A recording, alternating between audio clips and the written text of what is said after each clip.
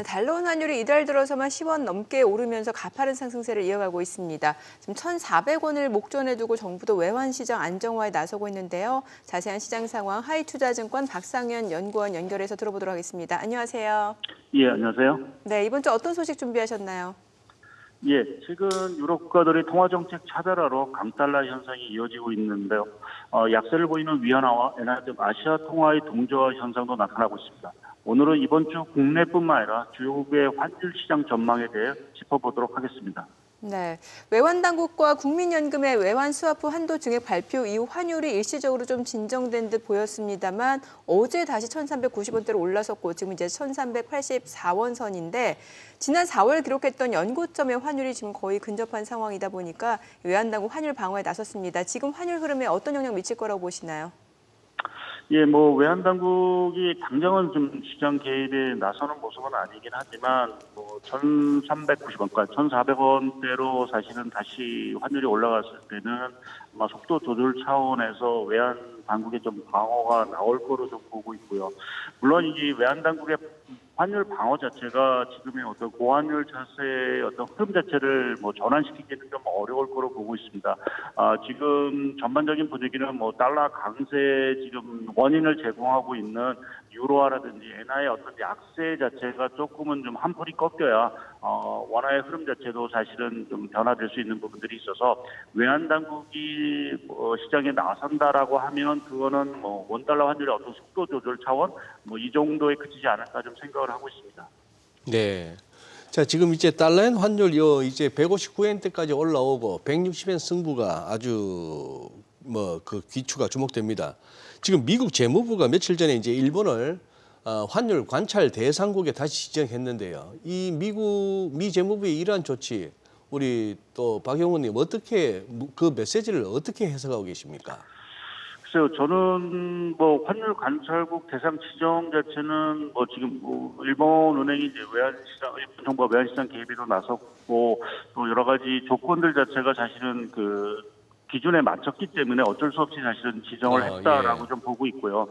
결국 일본 정부가 계속해서 외환시장 뭐 지금 5월달이죠. 5월 개입에 나설 수 있는 부분 에서는 어느 정도 미국의 동의하에 사실은 저는 이루어졌다라고 좀 보고 있습니다. 그래서 그러한 측면에서 보면 환율 대상국 지정에도 관찰 대상국 지정에도 불구하고 160엔대가 넘어서게 되면 일본 정부가 추가적으로 저는 시장 개입에 나서면서 엔화의 어떤 약세 흐름 자체를 조금 꺾고자 하는 어떤 그러한 조치를 다시 좀 시행하지 않을까라고 좀 생각을 하고 있습니다.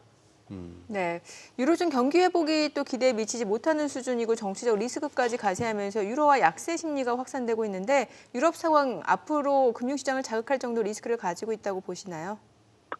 예, 뭐 어느 정도는 잠재적인 위험이 있다라고 봐야 될 것 같습니다. 이번 주에 있을 때 30일 프랑스 총선 결과에 따라서 극우 세력인 이제 민주연합 자체가 결국 일당을 차지하고 뭐 내각 자체까지도 구성하게 된다라고 하면 아무래도 이제 유럽 정치 불확실성에 대한 요인들이 결국 유로화의 약세 압력으로 좀 작용하지 않을까라는 좀 생각을 하고 있습니다. 물론 이 정치적 요인 자체가 뭐 환율의 흐름을 뭐 결정적으로 뭐 결정하는 변수인 것들은 아니긴 하지만 단기적으로 봤을 때는 어느 정도 영향을 미칠 거로 좀 보고 있고요. 또 프랑스 총선뿐만 아니라 7월 초에 있을 영국 총선 결과도 뭐 파운드화의 어떤 흐름에도 영향을 미칠 수 있어서 어떤 달러의 어떤 추가 강세 요인으로 좀 작용을 좀 할 수 있을 거로 좀 보고 있습니다. 근데 궁극적으로 봤을 때 말씀드린 대로 지금 유럽의 정치 상황이 과거에 우리가 뭐 유럽의 그 제조 위기와 같은 어떤 그러한 심각한 위기 사항은 아니다라고 좀 판단을 하고 있어서 향후에 유럽의 뭐 인플레라든지 이러한 것들이 오히려 좀 유로화 가치 흐름에 더 큰 영향을 미치지 않을까 좀 생각을 하고 있습니다. 네.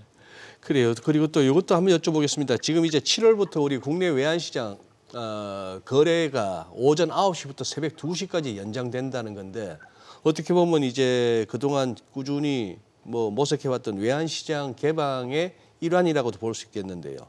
이 변화가 그러면 우리 국내 투자자들한테 어떤 함의를 지니고 있다고 보면 될까요? 예, 뭐 아무래도 이제 시장 외환시장 완전히 이제 개방이 됐고 또 이제 거래 시간마저도 이제 연장이 된 또 특히 이제 외국인 투자자들 입장에서 보게 되면 뭐 국내에서 외환시장이 개장되는 시간에도 거래를 하겠지만 그것이 이제 이외의 시간에도 사실은 충분히 뭐 어떤 해지라든지 이러한 것들을 충분히 쓸 수 있다라는 측면에서 보게 되면 외환시장의 변동성 자체가 사실은 좀 상당히 좀 커질 수 있는 가능성은 저희가 좀 배제할 수 없는 부분들이 있어서 투자자분들도 그러한 부분에 좀 유념할 필요가 있을 것 같고요. 좀 긍정적으로 보면 저희가 뭐 MSCI 가입 이런 것들은 조금 이제 뭐 여러 가지 요인으로 해서 좀 어려운 부분들이긴 하지만 9월에 있을 그 세계 채권 지수 WGBI의 표지 가능성 자체는 상당히 좀 높아진 것이 아닌가 좀 보고 있습니다. 이제 그러한 측면에서 보게 되면 국내 채권 시장으로 외국인 자금들 자체가 만약 승인된다면 유입이 될 거고 그것은 오히려 보면은 달러 수급 면에서 상당히 좀 긍정적인 영향, 그러니까 원화 가치에는 조금 긍정적인 강세 요인으로 작용할 가능성도 있다라고 좀 생각을 하고 있습니다. 네, 오늘 내용 잘 들었습니다. 고맙습니다. 예, 감사합니다.